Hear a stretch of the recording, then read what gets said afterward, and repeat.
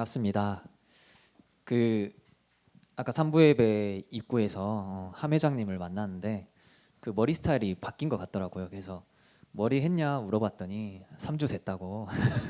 역시 저는 남자이고 둔합니다. 그래서 빨리 코로나가 회복되어서 여러분도 자주 만나야 제가 여러분의 바뀐 모습도 빨리 눈치채고 할 텐데 그 많이 예배가 회복되고 또 교회도 회복이 돼서 오늘 2부 예배 때는 본당이 꽉 차서 의자에 겹겹이 이렇게 어쩔 수 없이 배치하는 그런 경우도 발생했고 여러분은 대학부 예배가 있기 때문에 3부에 오시지만 초등부와 또 유년 유치도 예배를 점점 회복해 가고 있습니다. 이렇게 예배가 회복되다 보니까 그동안 우리가 있었던 예틀 또 미디어로 드리던 부분들을 많이 깨트려야 한다고 생각합니다. 그 미디어가 많이 발전을 했죠. 인간이 만들어낸 산물이기도 한데 우리가 예배를 어디서나 언제든지 들을 수 있는 환경이 됐어요. 예배를 언제든지 들을 수 있는 환경이 됐는데 오히려 예배를 이전보다 덜 드리게 되는 뭔가 아이러니한 상황에 우리가 많이 빠지기도 합니다. 이제는 곧 하나님이 그렇게 피하라고 말씀하셨던 히브리서 10장 25절에 모이기를 피하는 시대가 올지도 모릅니다. 우리가 그 일에 대해서 좀 대비하는 게 많이 필요하겠다 이런 생각을 하게 됩니다. 초대교회를 보니까 초대교회는 뭐 에베소 교회, 안디옥 교회를 보니까 목회자들이나 성도님들의 그 묘가 지하에 있어요. 지하 교회에 그 묘가 묻혀 있고 이걸 보고 느낀 점은 교회에 우리의 뼈를 묻어야 되는구나. 역사를 남기는 곳이 교회구나. 후손들이 교회에 와서 하나님의 역사를 볼 수 있도록 후손들이 교회에 와서 뭔가 그들이 지켜냈던 복음과 믿음의 선조를 느낄 수 있도록 이게 교회구나. 세상이 말하는 박물관 전략이 이런 거구나. 미국의 교회를 보면 이 정신을 잘 이어받은 것 같아요. 교회를 보면 교회 앞뜰에 무덤이 있고 교회 외곽에 무덤이 있고 도시 한가운데에 교회가 있고 그 교회 앞에 무덤이 있다 보니까 사람들이 그 교회 앞을 지나가면서 무덤을 보겠죠. 그래서 잠시 서서 무덤을 바라보며 생각에 잠기기도 하고 물론 지금 미국 교회가 많은 복음을 놓치고 많은 교회가 문을 닫고 있지만 하나님이 저 나라를 축복하실 수밖에 없겠구나 이런 생각을 많이 하게 됐습니다. 요즘 젊은 세대 물론 저도 포함이고요. 이런 모습이 많이 보이지가 않는 것 같아요. 우리 인생을 걸고 뭔가 교회를 세우고 교회에 생을 걸어야 되는데 나의 필요를 채우기 위해 교회를 다니고 내가 원하는 것을 채우기 위해 교회를 다니고 나를 알아주지 않으면 내가 뭔가를 맡지 않으면 혹시 내 안에 뭔가 재미를 향한 욕구를 이 교회가 채워주지 않으면 언제든지 교회 밖을 벗어날 수 있고 떠날 수 있는 어쩌다 보니까 우리가 이런 시대가 또 이런 세대가 발생했어요. 우리 자신이 이 교회에 뼈를 묻는다는 생각으로 그런 교회를 세우는 대학부가 되길 바랍니다. 어른 세대들은 여러분의 부모님들은 언젠가는 생을 마감하고 우리의 본향인 천국으로 돌아가겠죠. 그러면 여러분이 그 바톤을 이어나가서 이 교회를 이렇게 세우고 이 교회를 이끌 텐데 우리의 후손들이 우리를 바라보며 저 믿음의 선조들 덕분에 이 교회가 든든히 세워졌구나. 그런 말과 또 그런 생각을 우리 후손들이 품을 수 있는 또 여러분이 그거를 준비할 수 있는 시간 되길 바랍니다. 성경을 다시 한번 찾아보겠습니다. 우리 혹시 다른 거에 집중하고 있다면 이 시간 성경을 다시 한번 함께 찾아보도록 하겠습니다. 성경을 다 펴주시고 요한복음 20장 31절입니다. 다 찾으신 줄로 알고 다 찾았죠? 우리 서 회장님 다 찾으셨죠? 요한복음 20장 31절 다시 한번 합심으로 함께 읽도록 하겠습니다. 오직 이것을 기록함은 너희로 예수께서 하나님의 아들 그리스도이심을 믿게 하려 함이요 또 너희로 믿고 그 이름을 힘입어 성명을 얻게 하려 함이라. 왜 성경을 계속 찾아보라고 하냐면 이 성경은 기준이기 때문에 기준이 된다는 말은 내가 언제든지 이 기준으로 다시 돌아갈 수 있다는 말이에요. 내가 지금 전혀 다른 생각과 전혀 다른 동기를 가지고 살아가고 있지만 언제든지 그래 맞아요 이게 기준인데 하고 시인하고 돌아올 수 있는 종교개혁을 일으켰던 마틴 루터는 이 오직 성경이라는 그 주제를 가지고 그 주제를 품고 들고 일어났습니다. 그에게는 이 성경이 기준이었고 이것에 생을 걸었고 생명과 가치를 발견했던 거죠. 이 기준이 성경 말씀이라면 그러면 그 기준에 내용이 있을 거 아니에요. 그 기준인 말씀에 내용이 있을 거고 그 기준에 핵심이 있을 거고 이 성경의 핵심 내용은 도대체 뭐냐? 요한복음 20장 31절에 보니까 오직 이것을 기록함은 너희로 예수께서 하나님의 아들 그리스도이심을 믿게 하려 함이요. 그리스도입니다. 창세기 3장 15절부터 시작된 이 그리스도, 창세기부터 계시록까지 성경 66권은 오직 하나만을 말하고 있어요. 이 그리스도. 그래서 류 목사님이 모든 메시지에서 138로 풀어내세요. 물론 메시지는 바뀌고 방향은 다른데 138을 다르게 푸는 거지 그 내용이 바뀌는 건 아니에요. 왜냐하면 이 138이 기준이니까 우리의 핵심 내용이니까. 그런데 제가 여기서 질문을 드리고 싶은 거는 이 그리스도가 여러분에게 어떤 의미가 있는지, 도대체 여러분과 이 그리스도가 어떤 상관이 있는지, 그리스도가 이 땅에 오셨는데 뭐 어쩌라는 건데, 그리스도 하는데 뭐 어쩌라는 겁니까? 그리스도가 이 땅에 왔는데 도대체 우리는 뭐 어쩌라고 우리와 상관이 있냐 이 말이에요. 그리스도가 이 땅에 왔으면 그 목적이 있을 거 아니에요. 이 땅에 왔다는 사실이 중요합니까? 물론 그 사실이 중요한데 그 목적을 우리가 알아야 할 필요가 있잖아요. 오늘 본문 31절 끝에 보면 이렇게 나와 있습니다. 그 이름을 힘입어 생명을 얻게 하려 함이라. 그 목적은 그리스도의 목적은 생명입니다. 생명이 목적일 때야 그리스도가 그리스도인 것이죠.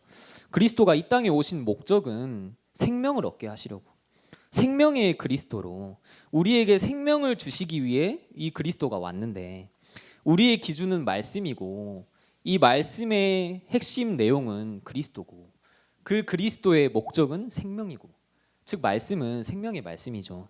근데 아니 대체 이 땅에 그리스도가 왔는데 뭐 어쩌라는 겁니까? 그 말씀을 또 그 이름이 힘입어 생명을 얻게 하도록, 성경 제일 앞에 있는 창세기 1장에 보시면 이렇게 나와 있어요. 인간을 하나님의 형상대로 창조합니다. 그리고 인간에게 생명을 주세요. 사람을 지으시고 생기를 그 코에 불어넣으시니 생령이 되니라. 이것이 처음 주신 생명이에요. 그런데 창세기 3장에 이 사탄이라는 악령의 그 꿰매 넘어가 인간이 죽어버렸어요. 물론 사단의 꿰매에 넘어가긴 했지만 인간이 하나님처럼 되고자 하는 그 의지 때문이겠죠. 그래서 우리의 육은 살고 있는데, 우리의 육신의 몸은 살고 있는데 영이 죽어버린 거예요. 생명이 죽었어요. 죽었던 생명이죠. 그런 우리에게 하나님이 창세기 3장 15절에 새 생명을 허락하십니다. 영어로 New Life라고도 하죠. 새 생명교회도 있던데 이것이 복음이고 굿뉴스라고 하죠. 왜 굿뉴스냐? 좋은 소식이 왔노라. 이 새 생명을 주신 게 좋은 소식이니까. 내가 곧 진리요 생명이니 요한복음 14장 6절에 말씀하고 있죠. 근데 이 생명의 비밀을 알고 나니까 이 요한복음 10장 10절을 보는데 이 구절이 막 다르게 보이는 거예요. 함께 찾아보면 좋겠습니다. 요한복음 10장 10절.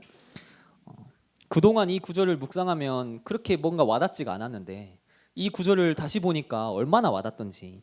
도둑이 오는 것은 도둑질하고 죽이고 멸망시키려는 것뿐이요 내가 온 것은 양으로 생명을 얻게 하고 더 풍성히 얻게 하려는 것이라.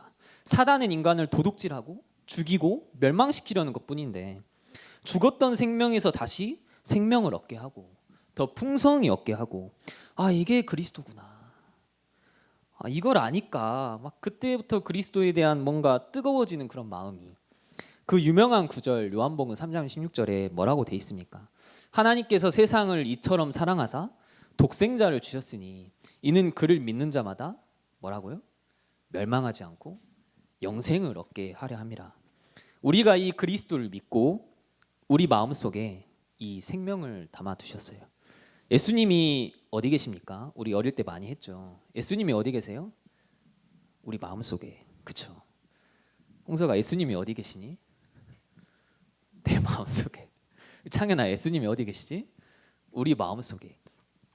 이 예수님 내 맘에라는 이 표현이 너무 멋있는 표현이지 않아요? 예수님 내 맘에, 이 생명이 내 안에, 내 마음에 이 생명을 담아두셨어요. 그런데 많은 기독교인들이, 그리고 여러분과 같이 초등학교 때부터 자라왔던 랩넌트 친구들이 이걸 많이 놓쳐버려서 예수님 어디 계시니? 잘 모르겠는데요. 하늘에 계실까요? 어디 계실까요? 성경에 있을까요? 저는 확신이 없는데요. 어느 순간 우리는 이 생명을 다 빼앗겨 버렸어요.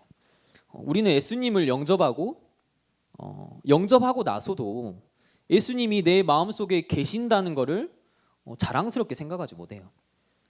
아직도 예수님이 부끄럽고, 내 친구들에게 나 예수 믿어 하는 게 부끄럽고, 학교에서 예수 믿는 사람, 기독교 다니는 사람 손들라 하면 당당히 손을 못 들겠고, 예수를 믿으면 뭔가 격이 떨어져 보이는 것처럼 보이고, 이게 아닌데, 이 그리스도는 생명인데, 우리에게 새 생명을 주신 어마어마한 건데 왜 우리가 이렇게 떳떳하지 못하고, 예수님 내 마음속에 이거 해주시기 위해, 여러분 마음속에 이거 해주시기 위해 6시간 동안 채찍질을 당하셨어요. 십자가에 죽으셨어요. 이게 막 통해야 되는데, 이게 위드인데, 안진뱅이에게 베드로가 이렇게 고백했잖아요. 내가 은과 금은 없는데 내게 있는 건 네게 주노라. 일어나 걸으라. 이게 하나님과 또 그리스도와 통하는 그 비밀 아니겠습니까? 우리가 이 비밀을 모르는 동안, 또 놓쳐버린 동안 현장에 많은 영혼들 다 빼앗겠습니다. 여러분의 랩넌트 친구들 다 어디 간지 모르겠어요. 제가 대학부 명단을 정리하다 보니까 이 장기 결석자가 얼마나 많은지, 이 마음에 어떻게 이렇게 됐을까. 제가 고등학교 친구를 얼마 전에 만났어요. 오랜만에 만나자고 연락이 와서 만났는데 그 친구가 하는 말이 내 동생이 신천지에 빠진 것 같다. 근데 너 인스타그램을 보니까 전도사더라. 내 동생을 한번 만나주면 좋겠다. 여러분의 친구들, 그리고 많은 대학생들이 뭐 말도 안 되는 이 종교를 어떻게, 종교도 아니죠. 말도 안 되는 것에 빠져 있어요. 그게 현장이고, 많은 기독교 연예인들이 자살하고 죽고 있어요. 장례식 사진을 보니까 이게 참 성도 누구누구누구라고 적혀 있는 거예요. 그냥 고 누구누구도 아니고 성도 누구누구누구, 교회를 다녔단 말이죠. 이런 걸 보면 불신자들이 이 기독교를 어떻게 생각할까, 교회를 어떻게 생각할까, 왜 교회는 다니는데 이러한 일이 발생했을까요? 종교생활 했기 때문에, 이 생명 몰라서, 예수님 내 마음에 몰라서. 오늘도 45명이 자살합니다. 열흘 지나면 450명이 자살하겠죠. 1년이면 셀 수 없이 자살합니다. 왜 인간에게 이런 문제가 계속해서 반복하는가? 우리는 교회에서 체육대회도 하고 프로그램도 하고 회의도 하고 연극도 하고 찬양도 하고 축제도 하고 꽃놀이도 가고 뭐 문화행사도 하고 다 하는데 하나만 없어요. 이 생명만 없는 것 같아요. 성탄절 행사를 하는데 생명이 없어요. 예수님이 이 땅에 왜 오셨습니까? 우리에게 그 그리스도를 믿고 생명을 얻게 하려고 하는데, 우리는 캐롤을 뭐 부를지 정하고 있고, 이 올해 나온 캐롤은 뭐냐, 올해는 어떤 음악을 들어볼까, 이것에 집중하고 있고, 올해 크리스마스는 어떤 데이트를 해볼까, 올해 크리스마스는 나 솔로로 지내면 안 되는데, 뭐 이상한 문화들, 사단이 온갖 다른 것에 기준을 둔 문화들을 심어놨어요. 그래서 그리스도를 모르도록 하죠. 다행히 우리 교회는 이 생명에 관해서, 또 이 생명을 품고 영혼 사역하는 그 교회이기 때문에 참 너무나 감사하다, 이런 생각을 많이 하게 됩니다. 근데 다른 교회들을 보니까, 뭐 다른 교회를 비판하는 건 아니고, 성탄절 행사를 하는데 잘 모르겠어요. 도대체 저게 집 앞에서 하는 뭐 문화 공연인지, 아니면 이 생명을 얻게 하려는 건지. 행사나 프로그램은 플랫폼일 뿐이에요. 모이게 하는 용도일 뿐이에요. 근데 그 목적은 생명을 알게 하기 위해서, 죽어있는 영을 살려야 되는데, 오늘 예배위원 모임을 왜 하냐면 이 생명 때문에, 예배에서 이 생명이 선포되고 전달돼야 되는데 그것 때문에 하는 거예요. 오늘도 변함없이 해가 뜨고, 분명히 오전에 비가 이렇게 쏴 엄청 왔었는데 갑자기 어느 순간 해가 뜨더라고요. 그리고 변함없이 해가 집니다. 왜 하나님은 오늘 이 하루를 해가 뜸으로 시작하게 하셨을까? 왜 하나님은 오늘 또 해가 져서 내일을 또 시작하게 하실까? 하나님이 그냥 이 지구를 끝내시면 되잖아요. 그 정도 절대 주권을 가지신 분이잖아요. 근데 왜 계절이 바뀌고 곧 여름이 다가오는데, 저는 여름이 다가오면 여러분이 부럽습니다. 이 반팔을 입을 수 있는 여러분. 왜 정장은 반팔이 없는지. 왜 계절이 바뀌고 또 바뀌는가? 계절이 안 바뀌고 이 땅을 끝내시면 되잖아요. 그 이유가 아직 구원받아야 할 당신의 백성들이 있기 때문에, 아직 이 생명을 받아야 할 자가 남아있기 때문에. 오늘 목사님이 고린도전서 1장 21절 말씀하셨죠. 그것 때문에 이 지구를 운행하시고 우리를 사용하세요. 우리를 통해 복음을 전달하도록 하셨어요. 미리 우리는 생명을 얻었고 그 생명을 심부름한 자인데, 그 일이 마감되면 또 우리가 그 일을 심부름하다가 하나님이 때가 되면 지구를 어둡게 하시고 심판하시겠죠. 그때는 아무도 모릅니다. 근데 그때가 당대야. 그래서 우리는 미친 듯이 해야 돼. 이게 신천지지 않습니까? 이 천국 복음이 모든 민족에게 전파되리니 그제야 끝이 오리라. 하나님의 그때에 분명히 끝이 올 겁니다. 근데 그 끝을 위해 우리가 이 생명을 전달해야 하는데, 여러분 그 오해하지 말고 들으세요. 모든 것 꼴찌해도 괜찮아요. 공부 꼴찌해도 괜찮아요. 저는 뭐 공부하는 걸 좋아하니까 이게 상관없는데, 공부 꼴찌해도 괜찮고 돈 많이 벌지 못해도 괜찮아요. 뭐 알바 그거에서 돈 많이 벌어봤자 얼마나 많이 벌겠습니까? 근데 생명 전하는 일, 이 복음 전하는 일에는 1등이 되셨으면 좋겠어요. 그런데 복음을 전하려다 보니까 공부를 또 잘해야 돼요. 그래서 공부를 하는 거고, 어떤 사회에 영향력 있는 사람들에게 이 복음을 전할 때 어떤 높은 위치에서 하는 사람의 말의 파급력이 높을까? 아니면 아무것도 하지 못하고 뭐 40, 50대 백수인 사람이 복음을 전하면 그 엘리트들이 이 복음을 들을까? 그런 부분에서 우리가 영적 서밋 후에 하나님이 주시는 기능 서밋, 문화 서밋 누리는 것과 같은 원리예요. 그래도 괜찮아요. 하나님은 그 공부 잘하는 것을 목적으로 전도를 하시는 분이 아니기 때문에, 저는 왜 이 신학 공부를 하고 있을까? 생각을 많이 하게 됐어요. 이 설교를 준비하면서. 결국 제 목적은 이 생명을 전달하는 일인데, 저는 또 공부 아닌 공부를 하고 있었구나. 지식적인 공부를 하고 있었구나. 여러분 공부하고 있는 학업이, 여러분 바쁘시죠? 공부하느라. 물론 공부를 안 하시는 분들도 꽤 있던데 공부하느라 바쁘시죠. 여러분의 꿈꾸는 비전이 생명을 얻게 하는 일인가? 생명을 살리게 하는 일인가? 생명을 전하는 일인가? 이것과 맞다면 하나님의 목적과 맞는 거예요. 하나님의 방향과 맞는 거고, 그러면 하나님이 여러분을 사용하실 수밖에 없습니다. 여러분이 그 목적을 가지고 공부한다면. 다락방 찬양 인도자 중에 유명한 인도자가 있어요. 대표곡 김효자 모사라. 키 크고 잘생긴 모델 출신의 목사님 있잖아요. 그 목사님이 결혼식을 하는데, 어찌 보면이 아니죠. 한 번뿐인 결혼식이 돼야 됩니다, 여러분. 어찌 보면 안 되고 한 번뿐인 결혼식인데, 그 결혼식을 하는데 참 저도 이 마음에 울컥했던 게, 그 결혼식을 생명초청 페스티벌로 했어요. 그 주례하신 목사님에게 목사님은 복음 메시지만 전달해 주십시오. 다른 거 다 안 하셔도 됩니다. 복음 메시지만 전달해 주세요. 저희가 다 세팅해 놓겠습니다. 주례하신 목사님이 충격을 받으신 거예요. 이 생명 전달 위에, 그것을 위해 결혼식 순서를 다 짜고 모든 것을 세팅해 놓고, 결혼식이 보니까 플랫폼인 거라. 결혼식에는 시골에 올라온 사람들, 불신자 가족들, 불신자 친구들이 다 모여 있는 거예요. 그 자리에서 이 복음 전하는 일, 생명 살리는 일을 선택했다는 게 너무나 멋있는 결혼식 아닙니까? 물론 이렇게는 할 수는 없겠죠. 모두가 다. 대단하신 분이다. 갑자기 달라 보이더라고요. 저는 점프만 많이 뛰는 분인 줄 알았는데, 저 목사님 대단하시다. 여러분, 우리가 이런 결혼을 꿈꿀 수 없겠지만 저는 꿈꿔봅니다. 제 미래 와이프가 될 분과 상의를 해야겠지만, 참 이런 결혼을 많이 꿈꿔봅니다. 여러분의 마음은 어디에 있습니까? 우리를 먼저 점검해야 돼요. 예수님 내 맘에 이 6글자가 주는 의미가 어떠한지. 우리 안에 생명을 담아두셨는데 그리스도를 믿고 끝나버린 게 아니라 물론 모든 문제를 끝냈죠. 그리스도를 믿고 여러분 삶이 끝나버린 게 아니라 여러분 안에 이 생명을 담아두셨어요.